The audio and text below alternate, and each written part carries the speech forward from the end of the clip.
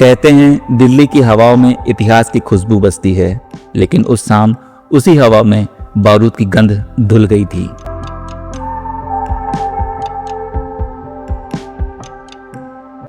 नवंबर 2025 शाम के करीब 6:50 का टाइम हो रहा था। दिल्ली के दिल में बसे लाल किला मेट्रो स्टेशन के पास एक आम सी दिखने वाली हुंडई i20 कार पल भर में आग के गोले में बदल गई।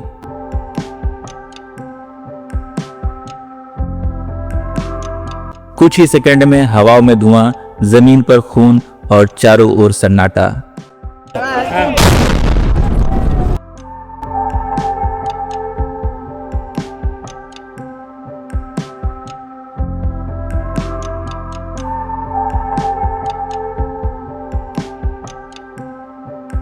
लोग भाग रहे थे, चीख रहे थे, कुछ लोग मदद के लिए चिल्ला रहे थे।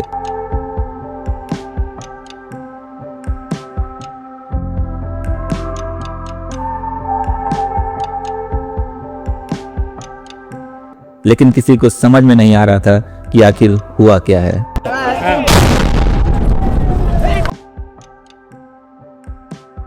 धमाके की आवाज इतनी जोरदार थी कि चांदनी चौक से लेकर दरियागंज तक खिड़कियां हिल उठी।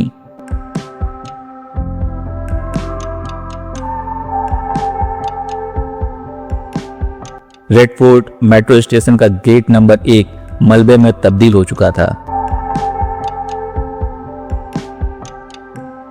9 से 12 लोग मौके पर ही मारे गए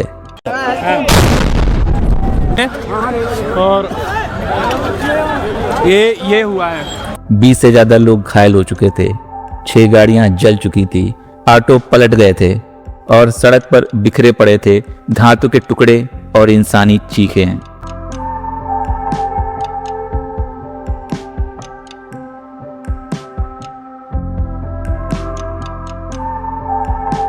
चश्मदीद बताते हैं, एक पल पहले कार खड़ी थी, अगले ही पल आसमान लाल हो गया। लोगों के शरीर उछलकर दूर जा गिरे।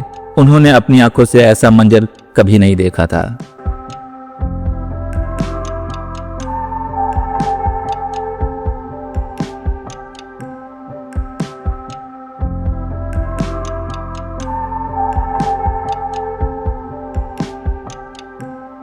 दिल्ली पुलिस, एनएसजी और एनआईए की टीमें तुरंत मौके पर पहुंची।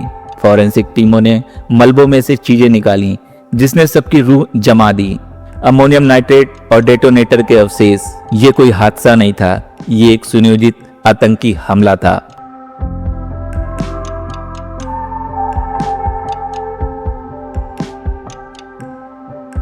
जांच की शुरुआत हुई और उसी वक्त से दिल्ली, मुंबई, यूपी, राजस्थान तक हाई अलर्ट जारी कर दिया गया। शुरुआती जांच में सामने आया कि यह हमला किसी बड़े आतंकी संगठन का हो सकता है, लेकिन इस बार कुछ अलग था, क्योंकि इस केस में आतंक के चेहरे नकाबपोश लड़के नहीं बल्कि सफेद कोट पहने डॉक्टर थे। जांच एजेंसियों ने इस नेटवर्क को व्हाइट कॉलर टेरर मॉड्यूल कहा। जांच एजेंसी एनआईए ने केस अपने हाथों में लिया। धमाके में इस्तेमाल की गई कार की नंबर प्लेट, इंजन नंबर और बाकी हिस्सों को जोड़ते हुए टीम को जल्द ही सुराग मिला। कार का मालिक कोई और नहीं बल्कि डॉक्टर उमर मोहम्मद और उमर उन नबी था। नाम सुनकर सबको लगा ये कोई आम डॉक्टर होगा, लेकिन जब एनआईए ने प्रोफाइल खंगाली तो सब दंग रह गए। उमर जम्मू कश्मीर के पुलवामा जिले का रहने वाला था और फरीदाबाद के अल फलाह मेडिकल कॉलेज में बतौर डॉक्टर काम करता था। पहली नजर में एक काबिल प्रोफेशनल, लेकिन असल में वो जैसे मोहम्मद का फिदाइन आतंकी था। वही कार को खुद चला रहा था और धमाके में उसी की मौत हुई, यानी ये एक सुसाइड मिशन था। जांच आगे बढ़ी तो कहानी और गहरी होती चली गई।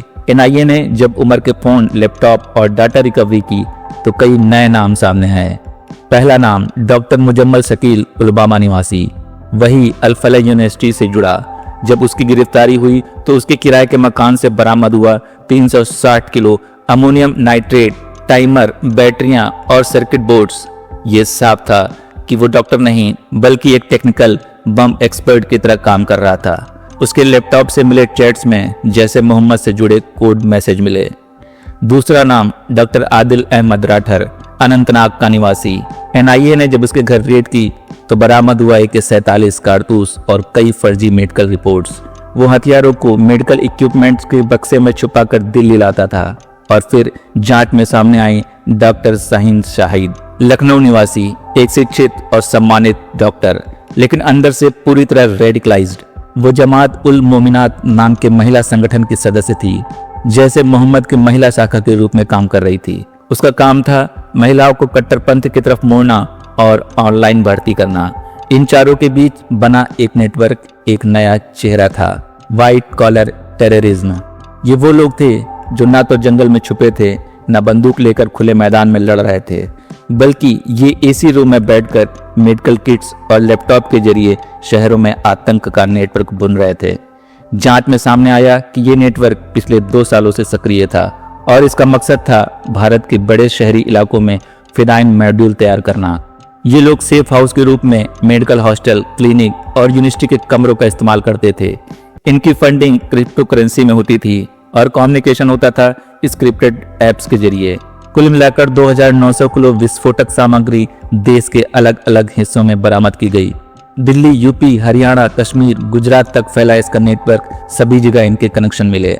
जैसे जैसे जांच आगे बढ़ी, सबकी नजरें फरीदाबाद के अल फलाह यूनिवर्सिटी पर टिक गई, क्योंकि सभी प्रमुख आरोपी उमर, मुजम्मिल, आदिल यहीं से जुड़े थे। NIA की रेड में यूनिवर्सिटी के आसपास के किराए के घरों में मिले टाइमर डिवाइसेस, बम बनाने के मैनुअल्स और कुछ लैपटॉप, जिसमें वेस्टपोर्ट प्रोजेक्ट का नाम का फोल्डर था। इस फोल्डर में दर्ज थे उनके ऑपरेशन के कोड नेम्स, नक्शे और अगले 6 महीने में किए जाने वाले ब्लास्ट्स के प्लानिंग। अल फलाह यूनिवर्सिटी का इस्तेमाल हुआ था एक कवर ऑपरेशन के रूप में, जहां डॉक्टरों की डिग्री के साथ साथ दहशत का एजेंडा भी फैलाया जा रहा था।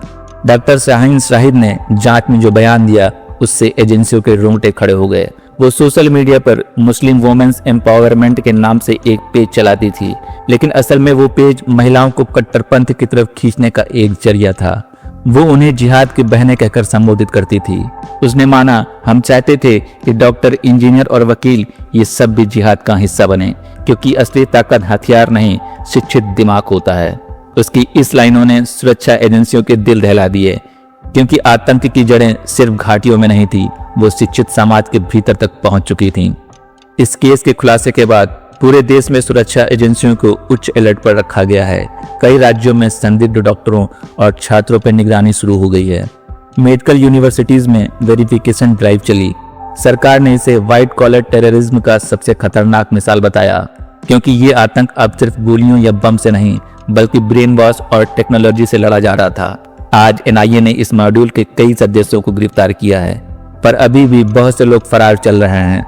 लेकिन सबसे बड़ा सवाल ये है, क्या वेस्टफोर्ट सच में खत्म हो गया है, या कहीं और किसी यूनिवर्सिटी के हॉस्टल में कोई और शांत सा डॉक्टर फिर वही ब्लूप्रिंट खोलकर एक और कार, एक और शहर, एक और धमाके का प्लान कर रहा है? कभी कभी आतंक का चेहरा दाढ़ी, बंदूक या जैकेट नहीं होता। कभी कभी वो सफेद कोट, स्टेथोस्कोप और मुस्कुराते हुए चेहरे के पीछे छिपा होता है। लाल किला ब्लास्ट ने हमें यही सिखाया कि अब जंग सिर्फ सरहदों पे नहीं, बल्कि दिमागों के भीतर लड़ी जा रही हैं। और इस जंग में सबसे बड़ी जिम्मेदारी हमारी है, सवाल पूछने की, सतर्क रहने की और सच को पहचानने की। अगर आप इस घटना से जुड़ी और जानकारी लेना चाहते हैं तो तुरंत हमारे चैनल को सब्सक्राइब करें। हम लगातार इस घटना से जुड़ी खबरें आप तक पहुंचाते रहेंगे। आप देख रहे थे शैडो टेप्स।